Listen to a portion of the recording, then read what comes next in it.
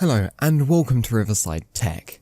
Today we are looking at the difference between the cameras you get in your phone and the big heavy digital SLRs. So obviously the main difference is the comparison in size, and if you compare them side by side you really wonder how much significantly extra big their DSLRs are and what that size gets you. And in this video, that question we are going to answer. So firstly, let's take a look at how the technology is different. On the camera, you get the whole mechanical mirror and sensor behind which captures the light and allows you to have that viewfinder on top with all the mirror mechanism. Phones don't have this, which takes away lots of the space, and they just have everything going into the user interface and onto the screen, which is where all the controls are. Now on a camera you have all the controls to change the white balance, ISO and everything, and different modes, and all this is in the interface on the camera app. So the lenses as well.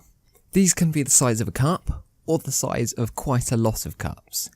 So what is special and why do you need an enormous monstrosity pointing out the front of your DSLR?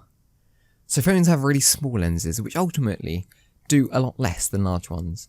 The alignment of the glass allows you to focus and zoom, optical zoom this is, and at a higher radius allows a higher aperture to get that shallow depth of field, or a nice deep one allowing everything to be in focus.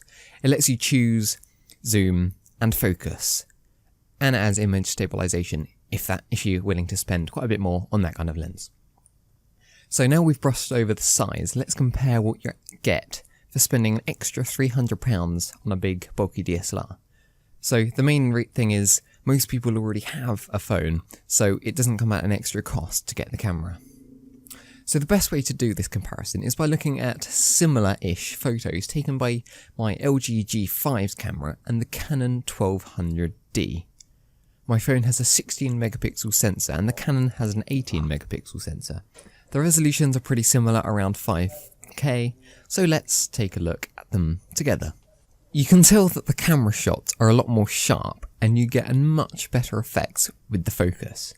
However, you can achieve similar shots if you tweak the settings correctly on the phone. I also think the colours seem more vibrant and realistic on the DSLR.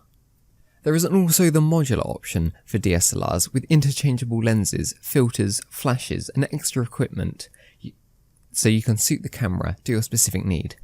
They can also be attached to sliders and tripods without needing an extra adapter, which is useful. So in terms of the video, which is important for some people, you get better, more professional shots on a camera. However, there are a lot more features, I have to say, on phones such as slow motion, time-lapsing and lots of cool effects, which different phones will come to depending on who you go to. Though, one thing I find noise is an issue on my phone. The Samsung Galaxy S7 can get 250 frames per second video, which is really cool for those slow motion shots. And my DSLR only goes up to 55 frames per second, which frankly, in my opinion, is a bit disappointing. Also, some phones such as the Google Pixel have software that generate image stabilization, which is expensive, like I said before, if you want to buy an IS lens for a camera. For this, I would give it to the phone. So I guess the conclusion we come to is that if you're not a professional photographer and just want some shots for Instagram or for the album, then a phone should be good enough for you. But if it is a hobby of yours and you need to get those fantastic shots of the sky, long exposure, cool effects and water, then I would say pay the extra price for the DSLR.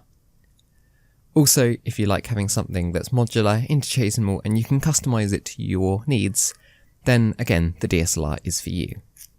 Thanks for watching this video. Please subscribe for more videos here on Riverside Tech. Goodbye.